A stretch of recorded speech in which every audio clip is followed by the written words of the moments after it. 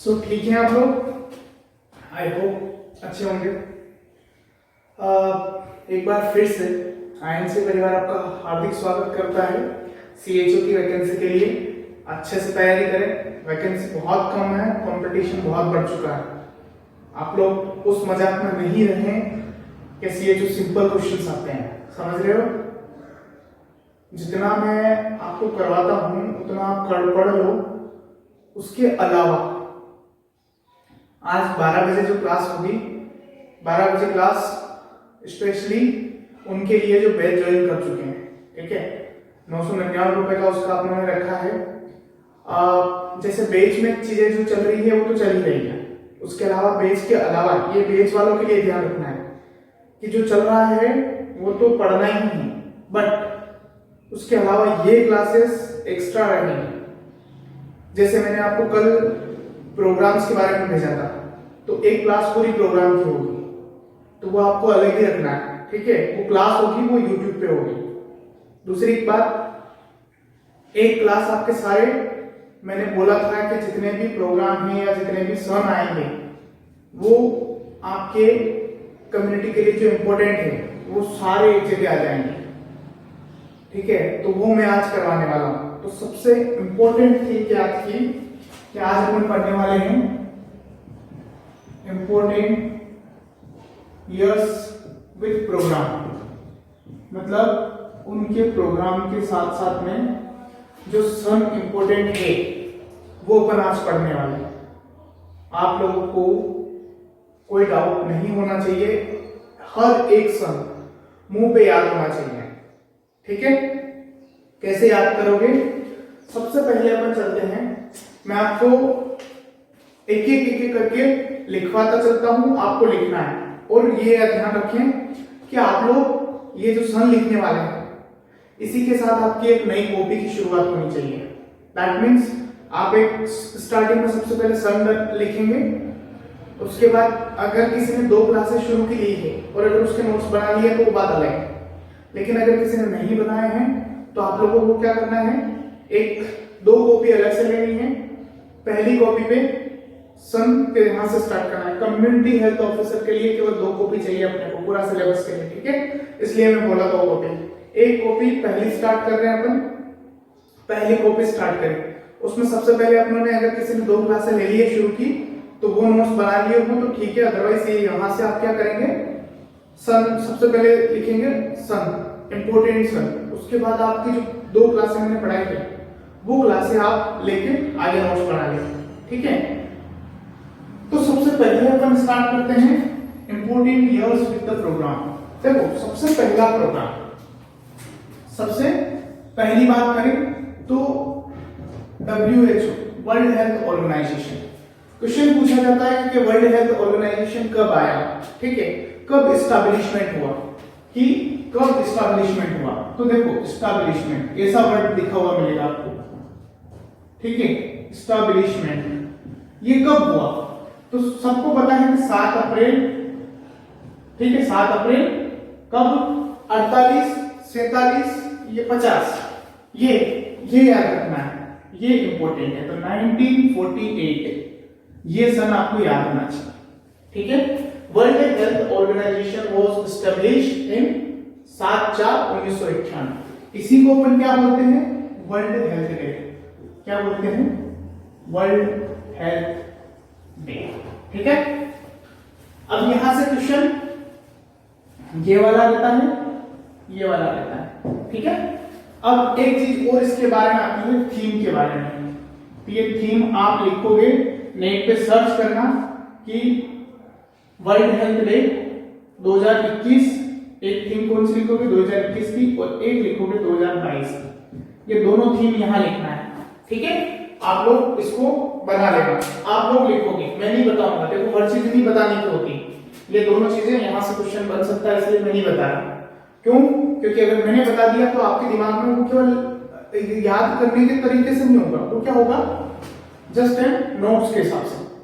तो इसलिए नहीं बता रहा। आप लोग सर्च करो वर्ल्ड हेल्थ डे, थीम कौन सी थी 2021 की, फिर लिखोगे वर्ल्ड हेल्थ डे थीम 2022 की।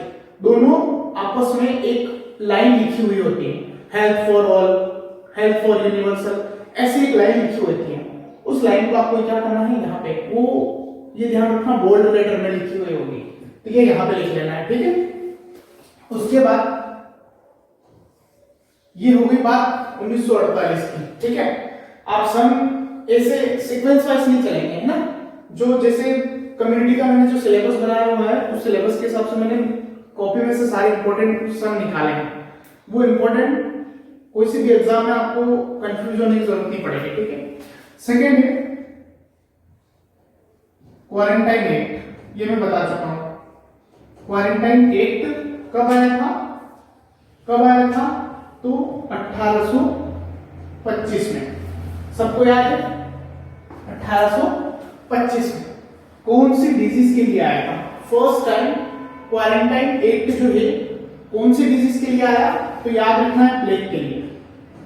किसके लिए, प्लेग के लिए। अब आप क्वेश्चन ये भी बनता है और क्वेश्चन ये भी बनता है, और सेकेंड टाइम इस वर्ड का कहां यूज हुआ, तो कोरोना के लिए, ठीक है। ये आपके लिए अच्छे से दिमाग में बैठाने वाली बात हो जाएगी कि कोरोना से रिलेटेड वर्ड क्वारंटाइन है और वो प्लेग। अब इस क्वारंटाइन का मतलब भी मैं आपको बता चुका हूं कि पेशेंट के साथ में जितने भी लोग कांटेक्ट में हैं उनको क्या करना, एक स्पेसिफिक रूम में बंद करके उनको खाना पानी सब कुछ वहीं देना, उसके कांटेक्ट में नहीं आना, पूरी तरीके से यूनिवर्सल प्रिकॉशन रखना, दैट इज क्वारंटाइन, ठीक है। कब आया, 1825। कौन सी डिजीज के लिए यूज किया गया, प्लेग के लिए, ठीक है। कोरोना में भी यूज किया गया, ठीक है। उसके बाद थर्ड चीज एपिडेमियोलॉजिकल एक्ट। क्या, epidemiological act. Epidemiological act in the sense वो एक्ट जिसके थ्रू आपको कम्युनिटी में होने वाली डिजीज के बारे में जानकारी देनी है। वो एक्ट कौन कब आया, वो एक्ट आया 1897, ठीक है, 1897 यानी कि 1897, ठीक है। ये आप लोग लिखते चले, याद करते चले। एपिडेमियोलॉजिकल एक्ट 1897 में आया, किस रिलेटेड आया, कि कम्युनिटी में जितनी भी डिजीज होगी उसका सर्विलेंस एक्ट कौन सा है, दैट इज एपिडेमियोलॉजिकल एक्ट, ठीक है। एपिडेमियोलॉजिकल एक्ट जो कब आया, 1897 में, ठीक है। उसके बाद आप लोग तीसरा हो गया, चौथा लिखिए, चौथा लिखिए स्वच्छ भारत अभियान। क्या लिखेंगे, स्वच्छ भारत अभियान, लिखिए आप स्वच्छ भारत अभियान, है ना। चौथा दैट इज स्वच्छ भारत अभियान। सबको पता है, ठीक है, कि स्वच्छ भारत अभियान कब स्टार्ट हुआ था, तो ये स्टार्ट हुआ था 2 अक्टूबर, कब, 2 अक्टूबर 2014, ठीक है। किसके थ्रू, स्वच्छ भारत अभियान 2/10/2014 को किसने स्टार्ट किया था, नरेंद्र मोदी। किसने स्टार्ट किया था, नरेंद्र मोदी। इसकी थीम क्या थी, टू क्लीन द इंडिया। क्या थी, टू क्लीन द इंडिया। क्या इसकी थीम क्या थी, टू क्लीन द इंडिया, ठीक है। ये हुआ। उसके बाद पांचवा प्रोग्राम देखो, पांचवा प्रोग्राम देखो, पांचवा प्रोग्राम ये कहता है कि maternal and child health program. क्या, मैटरनल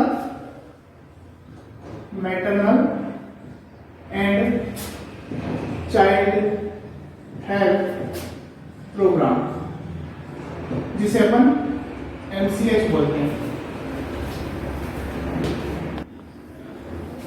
जिसे अपन क्या बोलते हैं, MCH। ये MCH प्रोग्राम ओरिजिनली माँ और बच्चे की केयर से रिलेटेड था। क्या, माँ और बच्चे की केयर से रिलेटेड था। इसकी क्लासेस अलग चलेगी अभी कम्युनिटी में, तो आप देख रहे हैं। तो ये जो MCH प्रोग्राम है, ये MCH पहली बात, ये MCH आरसीएच में कब कन्वर्ट हुआ, वर्ल्ड लेवल पे, ठीक है। और एमसीएच प्रोग्राम आरसीएच में कब कंप्लीट हुआ, इन इंडिया में। दोनों अलग अलग डेट है, ठीक है। तो क्वेश्चन ये नहीं आता maternal and child health programme जो है कब आया था या क्या है, क्या मतलब है, ये याद रखने की आपको जरूरत नहीं पड़ेगी, ठीक है। अब आपको याद क्या रखना है, आपको याद रखना है कि वर्ल्ड में कब अपन सन पढ़ रहे हैं, इसके बारे में जो भी जानकारी होगी वो कम्युनिटी में पढ़ेंगे। अभी अपन सन से रिलेटेड बात करें, सन इन द सेंस क्या अपने को इसमें प्रोग्राम कब आया था वो तारीखें याद रखनी, डाटा ही सब कुछ है कम्युनिटी में, आप समझ रहे हैं। कम्युनिटी में अगर आपने ये पढ़ लिया तो सब कुछ कंप्लीट आता है, ठीक है। वर्ल्ड में जो ये एमसीएच आरसीएच में कन्वर्ट हुआ उसे उसकी जो तारीख है वो है 1995, क्या है 1995। अब आपने वर्ल्ड से क्या कहा, लिखना दोनों है आपको कि एमसीएच आरसीएच में कब कन्वर्ट हुआ, तो 1995। एमसीएच आरसीएच भारत में कब कन्वर्ट हुआ, तो इसकी याद रखना 15/10/97, क्या है 15/10/97।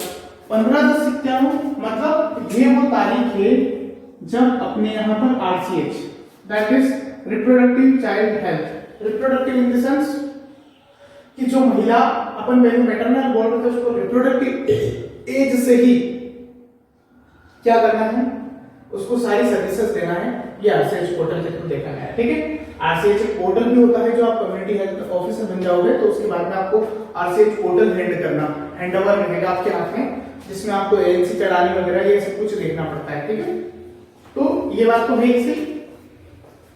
उसके बाद पहली बात ये होगी, दूसरी बात ये होगी, ये प्रोग्राम हो गया एमसीएच वाला, ठीक है। उसके बाद छठा प्रोग्राम देखो, छठा प्रोग्राम जो है वो है बीएफएचआई, किसी ने नाम सुना है बीएफएचआई, इसका फुल फॉर्म होता है, आप साथ में लिखते जाना, बीएफएचआई का baby friendly hospital initiative, baby friendly hospital initiative. ये program baby friendly hospital initiative जो प्रोग्राम है, ये प्रोग्राम बच्चे को ब्रेस्ट मिल्क जो होता है वो प्रॉपर तरीके से मिले तथा उसका प्रॉपर तरीके से ग्रोथ हुआ अथवा नहीं, वो चीज देखने के लिए क्या किया गया, baby friendly hospital initiative programme start किया गया।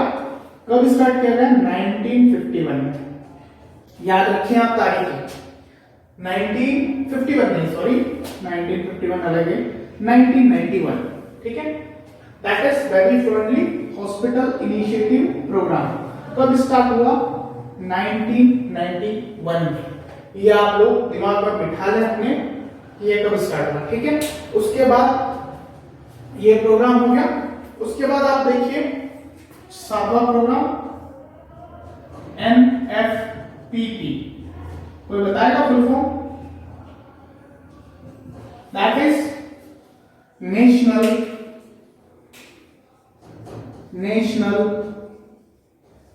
Family planning programme. नेशनली जो फैमिली प्लानिंग प्रोग्राम है ये कब स्टार्ट हुआ, तो ये स्टार्ट हुआ था 1951 और 52 आप बोल दो भले, ठीक है, लेकिन स्पेशली अगर इसको आपको आंसर देना है तो 1951 ही देना है, ठीक है। That is national family planning programme. आपको ये वर्ड देखो, ये इसलिए क्लास लेने का हुआ क्योंकि ये मैंने सिंपल दिया हुआ है, डायरेक्टली बीएफएचआई लिखा तो आपको नहीं पता पड़ता, इनको समझाना जरूरी।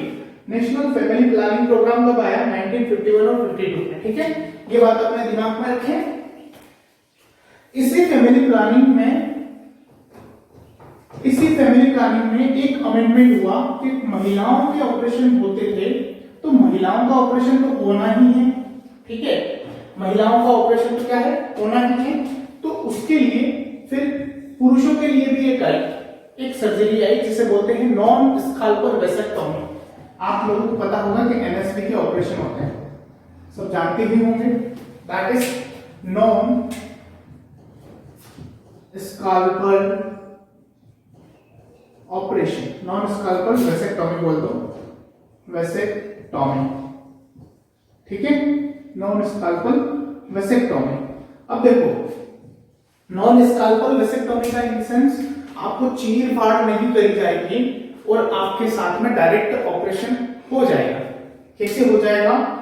एक छोटा सा होल किया जाता है, उस होल के थ्रू आपकी जो वास डिफरेंस है, ठीक है, जो वास डिफरेंस है, जो नली जाती है, वो नली को क्या कर दिया जाता है, या तो कट कर दिया जाता है या फिर टाई अप कर दिया जाता है। टाई अप करने का मतलब बांध दिया जाता है, ठीक है। तो ये नॉन स्काल्पल वेसेक्टोमी कब आई थी, वो भी प्रोग्राम पूछा जाता है। तो ये आई थी 1992 में। कब?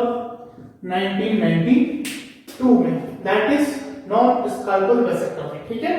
उसके बाद आप प्रोग्राम पढ़ रहे हैं तो आपको डाटा को याद रखना पड़ेगा, ठीक है। उसके बाद आता है एक एमटीपी।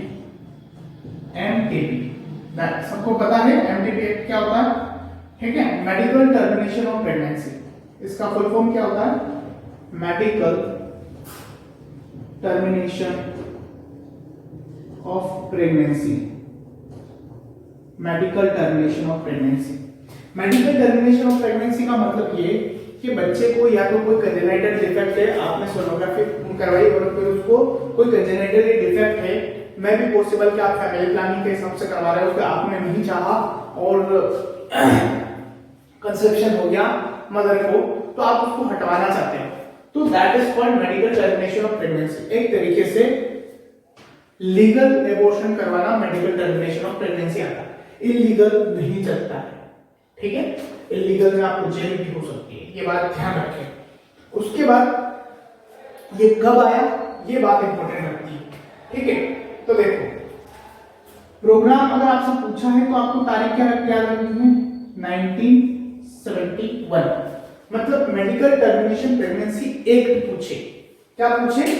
अगर आपसे एक्ट पूछे तो ये तारीख ही देनी आपको, ठीक है। इतना आप ध्यान रखें। अगर कोई डाउट है तो आप पूछ ले। किसी को कोई डाउट है क्या? हाँ, वो मैं बताने जा रहा हूं, घबराओ मत ना, ठीक है।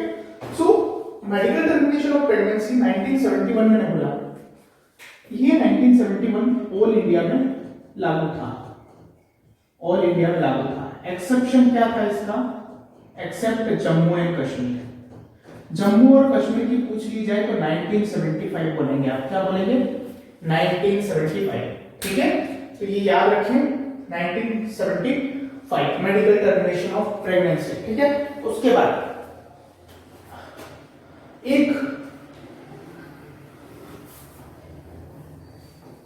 उसके बाद आता है एक प्रोग्राम, ठीक है, जिसे अपन बोलते हैं expanded programme for the immunisation. क्या बोलते हैं? Expand programme for the immunisation. Expand programme for the EPI, immunisation. ये प्रोग्राम कब स्टार्ट हुआ? ईपीआई का मतलब क्या आता है? एक्सपांड प्रोग्राम ऑन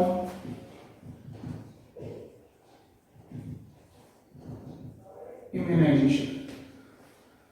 इम्यूनाइजेशन जो कि बच्चे के लिए या मां के लिए, दोनों के लिए इम्यूनाइजेशन होता है। Immunisation from the conception to after delivery. कब तक? 5 साल तक के जो टीके लगते हैं तब तक का पूरा कंप्लीट एक्सपांड प्रोग्राम होना चाहिए। वो कब स्टार्ट हुआ? तो देखो उसकी तारीख जो है, वैसे तो अगर इसको आप वर्ल्ड लेवल पर देखोगे तो ये प्रोग्राम कब आया? तो 1974 में आया। क्या याद रखना है कि एक्सपांड प्रोग्राम जो है इम्यूनाइजेशन का वो 1975 में आया, लेकिन ये इंडिया में लागू कब हुआ? तो 1978 में लागू हुआ। ये बात आपके दिमाग में होनी चाहिए कि भारत में कब लागू हुआ? तो भारत में 1978 में लागू हुआ, ठीक है। उसके बाद नेक्स्ट प्रोग्राम आप देख लीजिए, नेक्स्ट प्रोग्राम आप देख लीजिए, that is universal immunisation programme. क्या आया उसके बाद? Universal immunisation programme. अब आप लोग सोच रहे होंगे सर एक्सपांड अलग है क्या? नहीं, जो इम्यूनाइजेशन की शुरुआत हुई थी यहां से हुई थी। दैट मींस एक्सपांड प्रोग्राम यहां पर दिया गया। यूनिवर्सल इम्यूनाइजेशन प्रोग्राम, जो यूनिवर्सल चल रहा है, अभी जो प्रोग्राम चल रहा है वो क्या है, यूनिवर्सल प्रोग्राम फॉर इम्यूनाइजेशन। ये कब आया था, तो 1992 में, ठीक है, 1992 में, याद रखिए आप लोग, 1992 नहीं, इससे पहले भारत में यूपीआई स्टार्ट कर दिया था, दैट इज यूनिवर्सल प्रोग्राम जो आया था आपका, यूनिवर्सल इम्यूनाइजेशन प्रोग्राम। इसकी तारीख आप अच्छे से याद कर रहे हैं, 19/11, 26/11 नहीं, 19/11/85। यूपीआई जो आया था वो पहले आया था, ठीक है, यूपीआई यूनिवर्सल इम्यूनाइजेशन प्रोग्राम जो है वो 19/11/85 को आया था, ठीक है, दैट मींस 74, 78 और उसके बाद में 85, उसके बाद फिर अमेंडमेंट इसमें जो होते रहे वो अमेंडमेंट डेट याद रखिए आपको। यूनिवर्सल इम्यूनाइजेशन प्रोग्राम जो है 19/11/85, ठीक है, यूनिवर्सल जो अभी चल रहा है, ठीक है। उसके बाद आता है, उसके बाद एक प्रोग्राम आता है CSSM।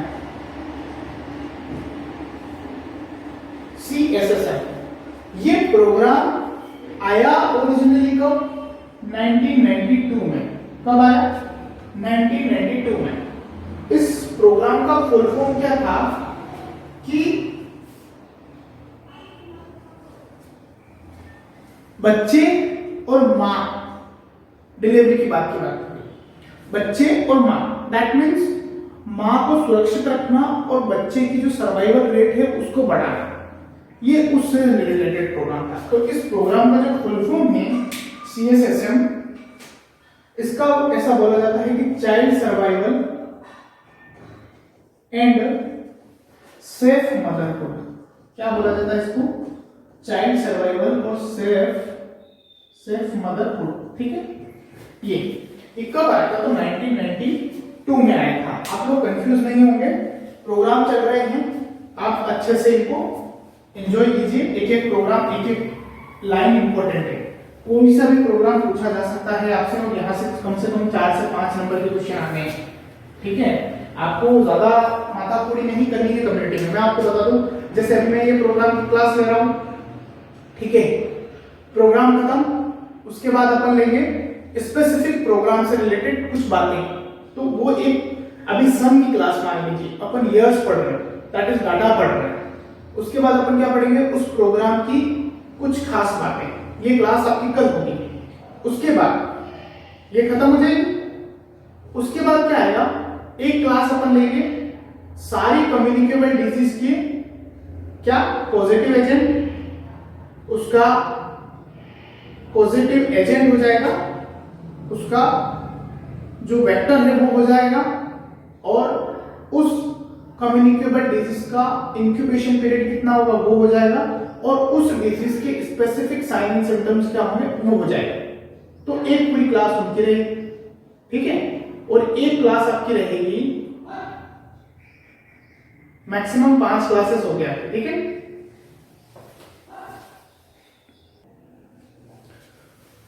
तो ये 5-7 क्लास ऐसी रहेगी जो आपके पूरा कंप्लीट सिलेबस कर लेगी, कवर, ठीक है। अब देखो नेक्स्ट की बात करते हैं, NRHM, NRHM, ये जो है प्रोग्राम कब आया, ये प्रोग्राम आया आपका कब, इस प्रोग्राम का पहले फुल फॉर्म जान लेते हैं, क्या है, नेशनल रूरल हेल्थ मिशन, ठीक है। अब आप लोग को तो याद होगा 2005 में आया, सबको याद होगा, लगभग मेरे हिसाब से सबको याद होगा कि ये कब आया था, 2005 में आया था। और तारीख पूछ ली जाए तो ये 5/4/5 याद रख लोगे, नेशनल रूरल हेल्थ मिशन। उसके बाद नेक्स्ट मिशन इंद्रधनुष, मिशन इंद्रधनुष, क्या याद रखना है, इंद्रधनुष। इसकी अभी तीसरी फेज है, क्या है, अभी तीसरी फेज चल रही है, याद रखना अभी कौन सी फेज चल रही है, तो तीसरी फेज चल रही है, ठीक है। तारीख इसकी आपको बता दी जाएगी, घबराएं नहीं, ठीक है। मिशन इंद्रधनुष ये था कि जो 7 किलर डिजीज है, 7 killer disease in the sense वो जो माँ और बच्चे के लिए हानिकारक हो सकती है, टीटी हुआ, टीबी हुआ, ठीक है, जितने भी वैक्सीन जैसे ये क्या बोलते हैं उसको, आपका जो टीसी लगता है ना न्यूमोनिया के लिए, वो हुआ, ठीक है। ये जो वैक्सीनेशन दिए जा रहे हैं ये उन 7 किलर डिजीज से बचाने के लिए। 7 किलर होते हैं इंद्रधनुष में, इंद्रधनुष, ठीक है, समझ गए, उसमें 7 कलर होते हैं। 7 डिजीज से बचाने के लिए मिशन इंद्रधनुष स्टार्ट किया था इंडियन गवर्नमेंट के थ्रू, ठीक है। ये कब स्टार्ट हुआ था मिशन इंद्रधनुष? ये स्टार्ट हुआ था 25/12/2014, 25/12/2014। इसकी तीसरी फेज चल रही है अभी, आप ध्यान रखें, ठीक है। मिशन इंद्रधनुष या फिर 2.0 इसको यूं भी बोला जाता है, मिशन इंद्रधनुष 2.0 अभी जो चल रहा है वो 2.0। इसकी तारीख आप एक बार सर्च कर लेना कि मिशन इंद्रधनुष 2.0 की डेट क्या है, ठीक है, उससे आपको आइडिया हो जाएगा, ठीक है। उसके बाद अपन सन पढ़ रहे हैं इसलिए आप लोगों को थोड़ा ये लगेगा, ऑकवर्ड लगेगा, लेकिन करना पड़ेगा, ठीक है। आप लोग लिखते चले, याद होता जाएगा। उसके बाद नेक्स्ट प्रोग्राम जो था वो प्रोग्राम आया कि जो बाइवेलेंट वैक्सीन या ट्राइवेलेंट वैक्सीन जो अपन यूज करते थे, उस ट्राइवेलेंट से उस बाइवेलेंट, किसके लिए? पोलियो के लिए। अभी जो 2 वेरिएंट की जो वैक्सीन, देखो बाइवेलेंट और ट्राइवेलेंट का मतलब ये 3 प्रजातियों को मिलाकर एक वैक्सीन बनाएंगे, और एक होता है बाइवेलेंट, दैट मींस 2 प्रजातियों को मिलाकर एक वैक्सीन बनाएंगे, पोलियो के लिए होती है। तो इससे रिलेटेड कुछ डाटा लिख लो आप कि लास्ट केस ऑफ पोलियो, ठीक है, इन इंडिया कर लो, अच्छा रहेगा, डाटा थोड़ा कम हो जाएगा, ठीक है। Last case of polio in India, और इरेडिकेट कब हुआ वो बातें भी लिखनी पड़ेगी, तो आप एक एक करके लिखते जाओ। लास्ट केस ऑफ पोलियो, इसको रहने दो, इन इंडिया नहीं करेंगे अपन इसको, इन इंडिया से बाद में करेंगे, ठीक है। फ्री फ्रॉम पोलियो, इंडिया जो है फ्री फ्रॉम पोलियो, पोलियो से फ्री कब हुआ?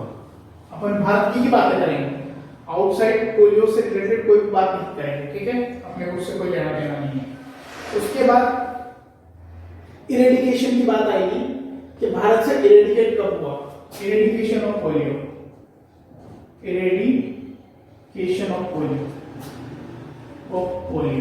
कब हुआ वो भी बात आपको दिमाग में रखनी है, इरेडिकेशन कब हुआ। उसके बाद एक बाइवेलेंट से ट्राइवेलेंट, जिसको बोला गया स्विच प्रोग्राम। क्या बोला गया? Switch programme. स्विच प्रोग्राम का मतलब समझ गए होंगे आप लोग। स्विच मतलब अपन किसी भी चीज को स्विच करते हैं, switch in the sense light को ऑफ ऑन करते हैं, एक पहले ऑन था उसको ऑफ कर, ये स्विच का ही काम है। वैसे ही यहाँ ट्राइवेलेंट को यूज करते थे, उसका बाइवेलेंट में कब यूज करना स्टार्ट किया, या फिर बाइवेलेंट यूज करते थे तो उसका ट्राइवेलेंट में यूज करना कब स्टार्ट किया, वो चीज क्या कहलाई? स्विच प्रोग्राम कहलाई। ये इसकी डेट क्या है, ठीक है। तो इनके सम कुछ इस तरीके से हैं कि फ्री फ्रॉम पोलियो 2014 में हुआ, लास्ट केस 2011 में देखा गया, इरेडिकेशन 2015 में हुआ, ठीक है, और ये 16 में हुआ, ठीक है। अब आपको डेट इनकी अगर स्पेसिफिकली चाहिए तो मैं लिखवा देता हूं, इसका लिख लीजिए लास्ट केस 13 जनवरी 2011। उसके बाद लास्ट केस हो गया फ्री फ्रॉम इंडिया 27 मार्च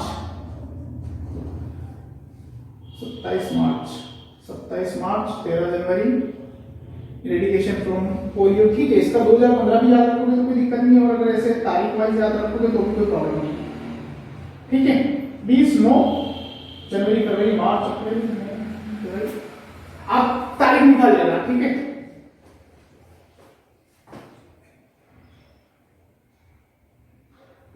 उसके बाद स्विच प्रोग्राम की जो डेट है वो है, देखो स्विच प्रोग्राम बहुत इंपॉर्टेंट प्रोग्राम है और इसकी तारीख उन्होंने फिर वही रखी 25/5/2016। मतलब ये प्रोग्राम जो है पूरी तरीके से यहाँ पर ट्राइवेलेंट से बाइवेलेंट में कन्वर्ट कर दिया गया, ठीक है। अब ये अभी जो वैक्सीन यूज हो रही है वो बाइवेलेंट यूज हो रही है। तो ये last case of polio 13 January 2011, free from polio that is 27 March 2014, eradication of polio 20/9/15 और स्विच प्रोग्राम दैट इज 25/5/2016। ये याद रखना है, बहुत इंपॉर्टेंट है, बहुत इंपॉर्टेंट है, बहुत मतलब हद से ज्यादा इंपॉर्टेंट, ठीक है। यहाँ पे आपको ध्यान रखना है, ये भारत की बात हुई थी, अपने ने वर्ल्ड लेवल पे इस बात को नहीं छेड़ा, ठीक है। ये दिमाग में होना चाहिए आपके कि ठीक है। अब पोलियो की बात चल रही है तो एक दो बातें और कर लेते हैं पोलियो से कि पोलियो का फर्स्ट राउंड कब हुआ था। अब देखो पहली बार पोलियो जो पिलाया गया था उसका पहला राउंड कब हुआ था, उसकी तारीख आपको याद होनी चाहिए। तो 9/12/95। अब बताओ 28 दिन के बाद होता है, कितने दिन के बाद सेकेंड राउंड, 28 दिन के बाद। तो पहला ये हुआ, अब सेकेंड राउंड की बात आ रही है। तो सेकेंड राउंड कब स्टार्ट होता है, इसके 28 दिन बाद गिन लो कितना, कौन सा महीना आएगा, 9 तारीख हो रही, अगला महीना आ जाएगा, अगला महीना आ जाएगा और 20/1/1996 ये है सेकेंड राउंड, ठीक है। क्वेश्चन ये वाला पूछा गया है, कभी भी सेकेंड राउंड का नहीं पूछा, क्योंकि सेकेंड राउंड अगर आपको फर्स्ट राउंड की डेट याद है तो सेकेंड राउंड तो ऑब्वियस बात है ना, 30 दिन में करते हैं तो ये तारीख निकल के आ जाती है, ठीक है। सो पोलियो का फर्स्ट राउंड वैक्सीनेशन के लिए तब स्टार्ट हुआ था। उसके बाद आप आ जाइए एड्स से रिलेटेड बात कर लेते हैं, कुछ एड्स रिलेटेड है ना, एड्स के कुछ प्रोग्राम हैं उनको देख लेते हैं। पहला प्रोग्राम एड्स का क्या है कि एड्स डे कब मनाया जाता है। एड्स डे, वैसे मैं डे आपको एक अलग से करवा दूंगा ताकि आपका थोड़ा दिमाग भटके नहीं, ठीक है। एड्स डे कब करवाया जाता है, तो एड्स डे जो हम मनाते हैं वो क्या है, 1 दिसंबर। तारीख याद रखें, 1 दिसंबर को आप क्या मनाते हैं, एड्स डे मनाते हैं, ठीक है। ये इंपॉर्टेंट है, इसको अच्छे से याद कर लें। उसके बाद एक बात आती है कि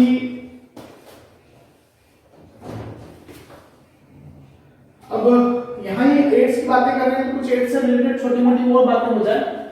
तो पहला case, first case of HIV अलग है और एड्स अलग है, ये दिमाग में बिठा लेना है ना। कभी अगर किसी को ये डाउट हो कि एड्स और एचआईवी दोनों एक ही चीज है तो ये अपने दिमाग से वो अपने ख्यालों से निकाल देना कि एड्स और एचआईवी अलग है। एचआईवी एक इन्फेक्शन है, एचआईवी ह्यूमन इम्यूनोडेफिशिएंसी वायरस का एक इन्फेक्शन है, उसे अपन एचआईवी बोलते हैं। और इसकी जो लेटेंट स्टेज ये ही रहेगी, उसकी एक्टिव स्टेज या डिलेड स्टेज जो कहलाती है वो एड्स कहलाती है। सिंड्रोम्स ऑफ डिजीजेस जब कर देता है ये शरीर में, जब बहुत सारे डिजीजेस या बहुत सारे जब सिस्टम अफेक्ट होते हैं इसकी वजह से, तो फिर ये एड्स में कन्वर्ट होता है, ठीक है। एक की वजह से नहीं होता है, बहुत सारे स्टेजेस आती है इसमें, बहुत कुछ। जब एचआईवी पढ़ेंगे रेगुलर बेस में मिलोगे तो मजा आएगा। ऐसे कभी भी अगर क्रैश कोर्स में पढ़ेंगे ना तो ऐसे ही पढ़ेंगे। अभी क्रैश कोर्स अपने 1.5 महीने का है, इसलिए एचआईवी पढ़ना है तो कभी एचआईवी की लाइफ साइकिल क्या होती है, एचआईवी कैसे काम करता है, इसकी 4 स्टेजेस क्या क्या हैं, कौन से स्टेज से रिलेटेड कौन सा सिम्टम्स आता है वो भी इम्पोर्टेंट है, ठीक है। जो सब बोलते हैं कि जीरो बेसिक न्यूमोनिया होता है वो कौन से स्टेज में होता है, first stage, second stage, third stage, fourth stage, कौन से स्टेज में होता है, इसकी डिजीज होने के बाद में इसमें कौन कौन से ड्रग यूज कर सकते हैं, कैसे एक बैक्टीरिया की स्टेज मतलब बैक्टीरिया के शरीर को जानते हुए उसके ऊपर अपन ड्रग इफेक्ट करवाएं, वो सब कुछ अपन क्या रेगुलर बेस में पढ़ते हैं। इतना अपने पास टाइम नहीं है, अपन को क्या पता करना है, अभी डाटा पढ़ रहे हैं, डाटा पढ़ लेंगे, उसके बाद अपन कम्युनिटी, नॉन कम्युनिकेबल और कम्युनिकेबल, इन दोनों को मैंने अलग अलग डिवाइड कर रखा है। नॉन कम्युनिकेबल के लिए एक दिन पूरा रखना पड़ेगा क्योंकि उसमें 4 डिजीज है बट इंपॉर्टेंट है, और एक कम्युनिकेबल के लिए रखना पड़ेगा क्योंकि उसमें बहुत सारे डिजीज है, बस डाटा 5 ही। ठीक है, तो ये फर्स्ट केस एचआईवी का कब आया? ठीक है, ये वर्ल्ड लेवल की बात है। भारत में first case of HIV Rajasthan में कब आया? ठीक है, उसके बाद फर्स्ट केस ऑफ एड्स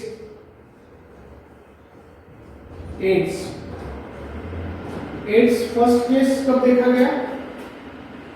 तो ये कुछ डाटा इंपॉर्टेंट है, तो आप लोग इसे लिखना स्टार्ट करेंगे।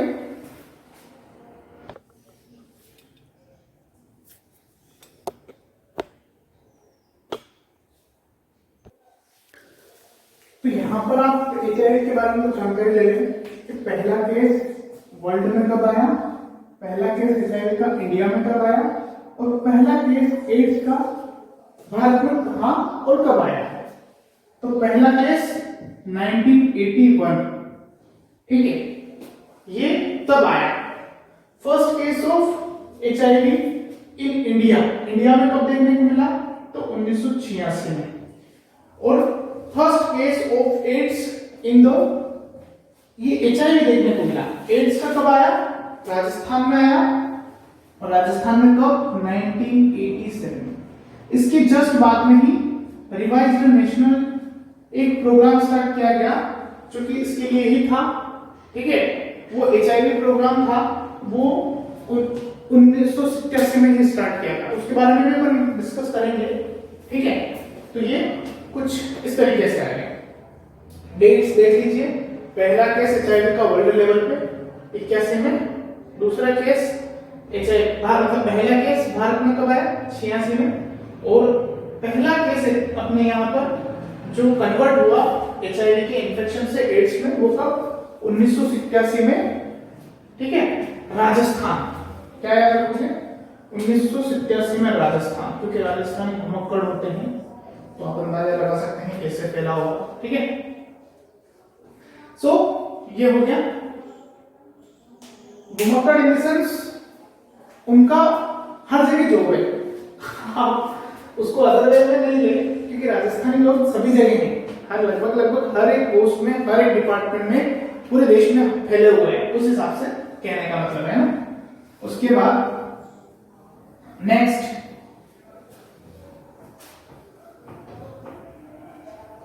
अगला जो प्रोग्राम है वो प्रोग्राम वर्ल्ड हेपेटाइटिस, चलो 2-3 देश देख लो पहले। पहला है world hepatitis day, world hepatitis day, world TB day. ठीक है, वर्ल्ड टीबी डे हो गया, वर्ल्ड हेपेटाइटिस डे हो गया, और वर्ल्ड कैंसर डे। क्या है? World cancer day. वैसे तो इनकी इंपॉर्टेंस इतनी नहीं है, लेकिन फिर भी देख लो, एक मलेरिया का भी होता है, 24 तारीख मनाते हैं।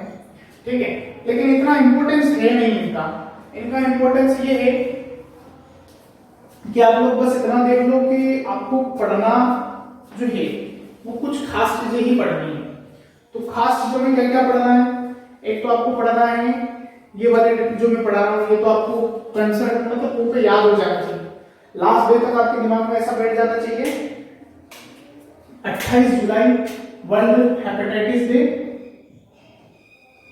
4 फेब कैंसर डे, और वर्ल्ड टीबी डे आप लोगों को याद होना चाहिए, और अच्छे से याद होना चाहिए, क्योंकि ये तो अभी भारत सरकार के लिए खास चीज हो गई, खास चीज वर्ल्ड टीबी डे। तो आपके दिमाग में ये तो बहुत इंपॉर्टेंट है। मार्च आने वाला है, इसकी थीम आप निकाल लेना। ठीक है, ये ध्यान रखना 2022 की स्पेशली और 2021 की, ये दोनों थीम को आपको लिखना है आपकी रफ कॉपी में। जैसे जैसे आप लिखते जा रहे हो वैसे वैसे ये थीम के लिए जगह छोड़ देनी है और थीम लिखना है।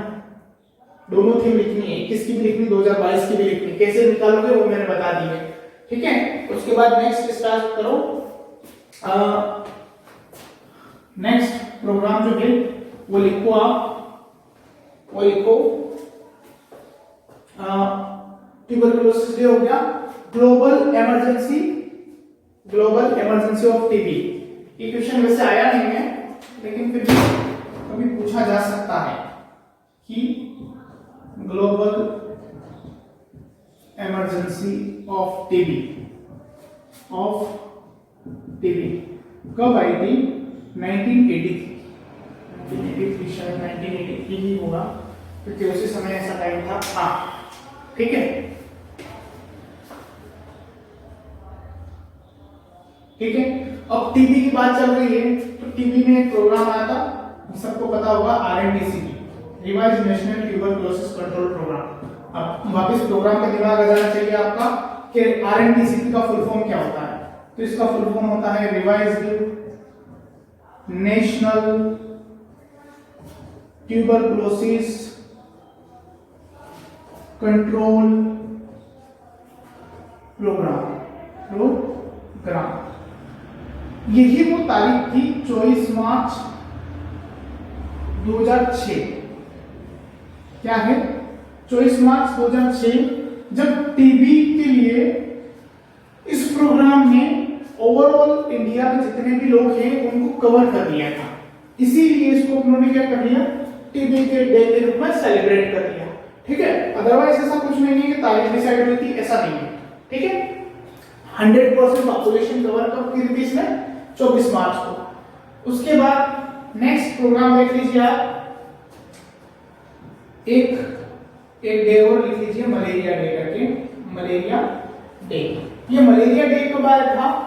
मलेरिया डे देखो, मलेरिया डे का ऐसा था कि उसका कोई डे फिक्स नहीं था, लेकिन एक आउटब्रेक हुआ था, वो 25 अप्रैल को हुआ था। कब हुआ था? 25 अप्रैल को। और उसी 25 अप्रैल को उन्होंने क्या मान लिया, मलेरिया डे के रूप में सेलिब्रेट करने लगे। क्योंकि मैंने देखो आपको जो भेजे हैं ना, नोट्स भेजे हैं, आपको लग रहा होगा कि ये तो सर वही पढ़ा रहे हैं, लेकिन देखो पढ़ाने उसमें देखना, मैंने इतना डिटेल में नहीं लिखा हुआ है कि ये प्रोग्राम इसलिए था, इनका जो फुल फॉर्म भी नहीं लिखा हुआ है। वो पढ़ाने के पीछे यही है कि आप लोगों को याद हो जाए। ठीक है, मेरे को तो याद है राइटिंग लिस्ट पूरी, पर आप लोगों को भी याद हो जाए। ठीक है, अब मलेरिया की बात चली है तो थोड़ी बहुत मलेरिया से भी बात कर लेते हैं कि मलेरिया के रिलेटेड क्या क्या इंपॉर्टेंट चीजें हैं अपने इसमें। एक मलेरिया इरेडिकेशन प्रोग्राम स्टार्ट हुआ था, मलेरिया इरेडिकेशन प्रोग्राम।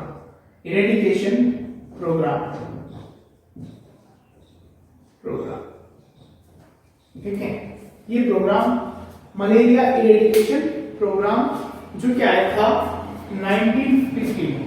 कब? 1953 में ये भी मलेरिया इरेडिकेशन उसी समय आया था क्योंकि आउटब्रेक हुआ था इसलिए। ठीक है, उसके बाद देखो आपको दो वर्ड बार बार आ रहे होंगे, एक तो एलिमिनेशन और एक इरेडिकेशन। ये मैं बता चुका हूं वैसे तो। ठीक है, इरेडिकेट करना, एलिमिनेट करना, पर फिर भी याद रख लो, यहां पर कभी आपको याद नहीं हो तो एलिमिनेशन और इरेडिकेशन दोनों वर्ड के बारे में मैं पिछली क्लास में डिस्कस कर चुका हूं, तो आप पिछली क्लास देखें और अच्छे से इसको पूरा कंप्लीट अपने दिमाग में बिठा लें। उसके बाद क्या हुआ कि जैसे ग्रामीण लेवल पे तो अच्छा खासा होने लगा, लेकिन धीरे धीरे उन्होंने देखा कि शहरी क्षेत्र में क्या होने लगा, गंदगी का लेवल बढ़ने लगा। तो फिर उन्होंने एक प्रोग्राम स्टार्ट किया या स्कीम जिसे बोलते हैं अर्बन मलेरिया स्कीम उन्होंने स्टार्ट की 1977 में। कब? 1977 में प्लान आया था। हाँ, मलेरिया कंट्रोल प्रोग्राम नहीं जबकि प्लान आया था। ठीक है, और ये जो है 1971 में था। ठीक है, अर्बन मलेरिया स्कीम कब आई थी? 1971 में। और मलेरिया कंट्रोल प्लान जो था ये एक एक्सपांडेड प्लान था जो कि कब आया? 1977 में आया था। ठीक है, उसके बाद ये इन्होंने देखा कि इससे काम नहीं चल रहा है, अपने को कोई भी एक नेशनल लेवल का प्रोग्राम चालू करना पड़ेगा। क्या करना पड़ेगा, नेशनल लेवल का प्रोग्राम चालू करना पड़ेगा। और उन्होंने फिर इसको नाम दिया नेशनल मलेरिया कंट्रोल प्रोग्राम। क्या दिया, नेशनल कंट्रोल प्रोग्राम बोलो, इसी का 2-3 नाम है, नेशनल एंटी मलेरियल प्रोग्राम। ठीक है, एंटी मलेरियल प्रोग्राम। ये प्रोग्राम जो है ओरिजिनली जब आया उस समय मलेरिया का आउटब्रेक इतना होने लग गया था कि जिसकी कोई हद नहीं थी। क्या, तो ये प्रोग्राम उन्होंने दिया 1999 में।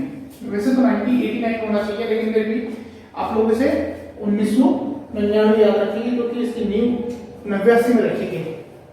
ठीक है, लेकिन 99 में आया, ये लागू तब हुआ। अब उसके बाद एक आता है national vector borne disease control programme. ठीक है, अगला प्रोग्राम आप देखें, जिसको शॉर्ट फॉर्म में तो ऐसे बोलते हैं नेशनल वेक्टर-बोर्न कंट्रोल प्रोग्राम। ठीक है, NVBCP, national vector borne control programme, जो कि क्या है कि पूरी तरीके से जितने भी वेक्टर्स है, वेक्टर इन द सेंस जो माध्यम होता है, दैट मींस कोई भी बीमारी जो कम्युनिकेबल है उसके फैलने का जो माध्यम होता है उसको क्या कहते हैं, वेक्टर बोर्न करते हैं, वेक्टर कहते हैं। अब vector borne in the sense वो जितने भी फैलने वाली, इस वेक्टर के थ्रू फैलने वाली, उनको कंट्रोल करने के लिए एक प्रोग्राम लाया गया। और वो लाया गया आपका 2003 और 2004। ठीक है, ये आपके याद होना चाहिए आपको, ये भी आपको याद होना चाहिए क्योंकि ये कम्युनिटी से रिलेटेड है इसलिए। ठीक है, उसके बाद आप लोग आ जाइए, उसके बाद India has declared maternal and neonatal tetanus eliminated, मतलब टिटनस के लिए बात करें। अब टिटनस का कुछ ऐसा था कि टिटनस मतलब बहुत रेयर चांस में फैलती है, देखो इतना ये नहीं है, टिटनस एकदम होने वाली डिजीज नहीं। उसमें क्या होता है, कभी भी आपको जम खाए हुए या फिर जो उसके जो टिटनस होता है, क्लोस्ट्रिडियम टिटेनी, वो बैक्टीरिया क्या होता है कि जो एनवायरमेंट है और लोहे के जो आयरन होता है, उन दोनों की जो प्रतिक्रिया होती है उसके थ्रू जो एनवायरमेंट पैदा होता है उसमें वो क्लोस्ट्रिडियम टिटेनी रहता है। समझ रहे हो? तो इसलिए क्या है कि इसकी चांसेस बहुत कम है। ये सॉइल में नहीं मिलता, आपको ध्यान रखें इस बात, मिलता है लेकिन एक नाम मात्र के आधार पर। ठीक है, क्लोस्ट्रिडियम परफिंजेस आपको खुले फॉर्म, नंगे फॉर्म हो गए तो जल्दी हो जाता है, जो कि गैस गैंग्रीन का कारण है। ठीक है, गैस गैंग्रीन के कारण ध्यान रखना, क्लोस्ट्रिडियम परफिंजेस तो भी पूछा जा सकता है। ठीक है, गैस गैंग्रीन एक होता है, रेड गैंग्रीन एक होता है, gas gangrene. Red gangrene diabetes mellitus और गैस गैंग्रीन क्लोस्ट्रिडियम परफिंजेस। ठीक है, छोड़ो उनको बाद में देखेंगे। चलो टिटनस से रिलेटेड कुछ बातें हैं तो लिख लो कि इंडिया में कब लेप्रोसी फ्री अपने को घोषित किया, तो तारीख लिख लो, एलिमिनेटेड 25 अगस्त WHO ने 2016 में। वैसे इतना इंपॉर्टेंट नहीं है, रहने दो, गलत मत लिखो, कोई मतलब नहीं है, क्योंकि टिटनस एलिमिनेट हो चुका है तो उसका अपने को कोई इशू भी नहीं है। ठीक है,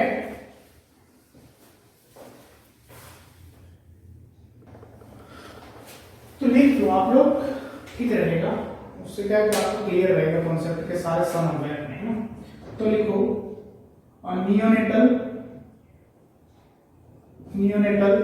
and maternal tetanus is eliminated from India कब, 2015।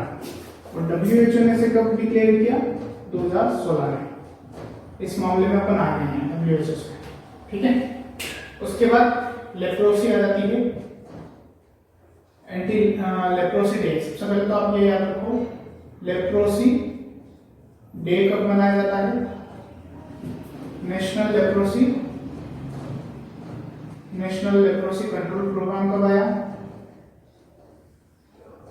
प्रोग्राम कब आया, और नेशनल, और इसको एरेडिकेशन कब किया गया, तो एरेडिकेशन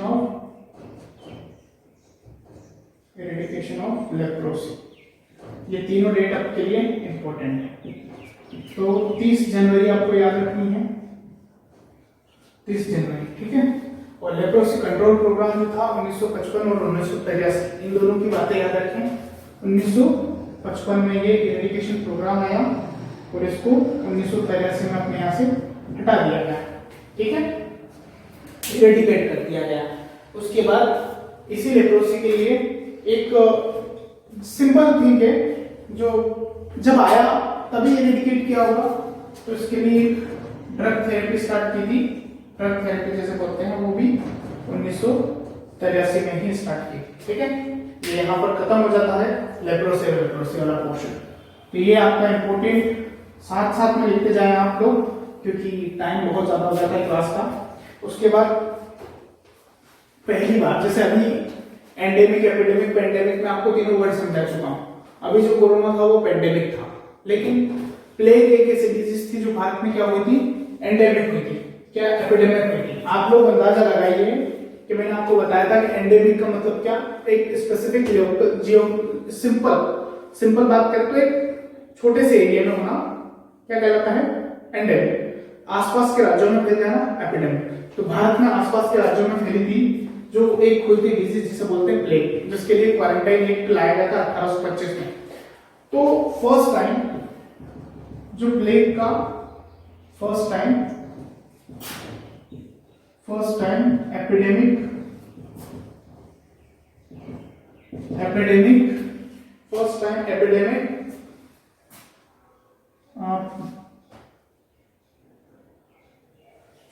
एपिडेमिक डिजीज, ऐसा मत लिखो, first time epidemic of plague कब हुआ था और सेकेंड टाइम कब हुआ था, ठीक है, एपिडेमिक ऑफ प्लेग। ये दोनों की डेट याद रख लेना, ज्यादा इंपॉर्टेंट तो नहीं है लेकिन फिर भी याद रख लेना, क्योंकि कहीं ना कहीं क्वेश्चन पूछा जाता है।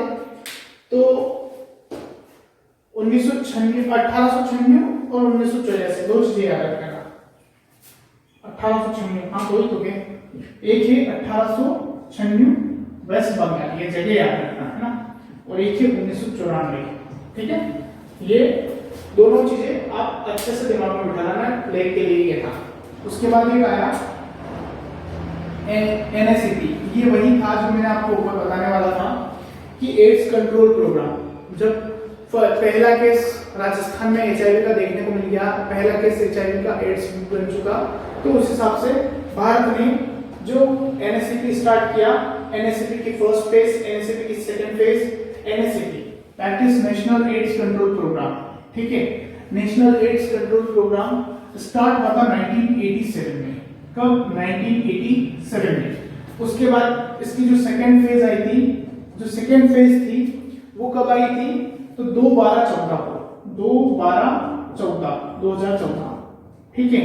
तो second phase of NACP that is national AIDS control programme, ये सेकंड फेज है कब, दैट इज 2014, और NACP की फर्स्ट फेज 1987, ठीक है। उसके बाद कुछ एक प्रोग्राम आता है RKSK, दैट इज RKSK, है ना। RKSK का मतलब होता है आपने सुना होगा रिप्रोडक्टिव किशोर सुरक्षा जो कार्यक्रम है, और एक बाल राष्ट्रीय किशोरी सुरक्षा कार्यक्रम, ये, और एक होता है RBSK, दैट इज RBSK, तो ये होता है राष्ट्रीय बाल स्वास्थ्य कार्यक्रम, ये दोनों अलग अलग है। एक आया था ये RKSK 2014 में, और ये RBSK 2013 में, ठीक है। ये याद रखें आप लोग, ये तारीखें कुछ चल रही हैं, तो ये तारीखें में यहाँ तक अपन पहुंच गए हैं। कुछ और बचा है तो उसे भी अपन क्लियर कर लेते हैं फटाफट, ताकि आपका ये आपकी तारीखों वाला टेंशन आपके खत्म हो जाए कि एक ही बार में सबने सारी पढ़ा दी एक ही जगह, ठीक है।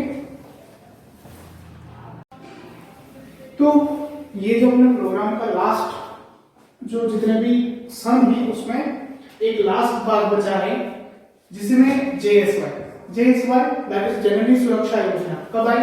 2005 में। उसके बाद last case of small pox जो है लास्ट केस भारत में कब देखा गया? तो 1975 में। लेकिन इसे भारत से इरेडिकेट कब किया गया? तो 1977 में भारत से इसे डिक्लेयर कर दिया। इन्फ्लुएंजा डिक्लेयर हुआ था भारत में पेंडेमिक, यानी कि इन्फ्लुएंजा जिसे आप बोलते हैं स्वाइन फ्लू, वो कब हुआ था? तो 11 नवंबर 2009 को। नेशनल फिलेरियासिस कंट्रोल प्रोग्राम, हाथी पांव प्रोग्राम जो बचाव के लिए 1955 में स्टार्ट हुआ था। डे वार्मिंग डे यानी कि बच्चे के जो पेट में वर्म्स हो जाते हैं उसके लिए एक एल्बेंडाजोल टैबलेट दी जाती है। वो कब स्टार्ट किया था? वो प्रोग्राम 10 फरवरी 2016। फर्स्ट केस ऑफ चिकनगुनिया का पहला केस कहां देखा गया था? तो 2001 में सिलीगुड़ी में देखा गया था। कहां पर? सिलीगुड़ी में। उसके बाद भोपाल का जो गैस कांड हुआ था वो कब हुआ था? 1984 को। ESIC act that is employed service, ठीक है, इनकम, वो जो पूरा ESIC सर्विसेज जो है वो 1948 में ये एक्ट आया था। रूरल हेल्थ स्कीम यानी कि ग्रामीण हेल्थ स्कीम कब आई थी? 1977 में। उसके बाद नेशनल हेल्थ पॉलिसी जो है वो एक प्रोग्राम नहीं है, एक पॉलिसी निकाली थी कि आपको क्या खाना है क्या पीना है उसके अकॉर्डिंग, ठीक है। हेल्थ पॉलिसी जो कि 83, 2002 और 2015। उसके बाद आया स्कूल हेल्थ प्रोग्राम, ये इंपॉर्टेंट है। स्कूल हेल्थ प्रोग्राम से रिलेटेड कुछ बातें ली हैं तो अपन प्रोग्राम में बातें कर लेंगे। कितने में आया था? 1900। स्कूल हेल्थ प्रोग्राम जो आप देखिए, ये school health programme originally start किया था कहां पर? बड़ौदा में स्टार्ट किया था 1909 में, ठीक है। उसके बाद NEHM that is national urban health mission जो कि 2013 में स्टार्ट हुआ। ICDS that is integrated child development services 1975 में स्टार्ट हुआ। नीति आयोग की बात करेंगे तो 2015 में। और goitre control programme 1962। Goitre control programme कब स्टार्ट किया गया? 1962 में। और national iodine deficiency control programme जो है वो स्टार्ट किया गया 1992 में। ये सारे आपके क्या हुए? टोटल सभी जो हैं ये आपके वो हैं क्या? एक years with the important programme, मतलब हर एक चीज के यहां से मैंने कवर कर ली है। कम्युनिटी में लगभग सारी चीजें यहां से कवर हो चुकी है। सन से रिलेटेड आपको क्वेश्चन गलत नहीं होना चाहिए, एक भी सन गलत नहीं जाना चाहिए, ठीक है। नहीं जाएगा अगर आप लोग इसे 10 बार रिवाइज करोगे। लिख लिया है तो रिवाइज करो, ठीक है। नहीं लिखा है तो कुछ भी करो, ठीक है। तो ये क्लास आपको शाम को अवेलेबल हो जाएगी YouTube पे, तो आप लोग देख लेना, ठीक है। जैसे क्लास ली है इसके बाद चढ़ाना ही है मेरे को, ठीक है। तो इसको चढ़ा देता हूं अभी, तो आप लोग पढ़ लेना, ठीक है। So okay, all the best.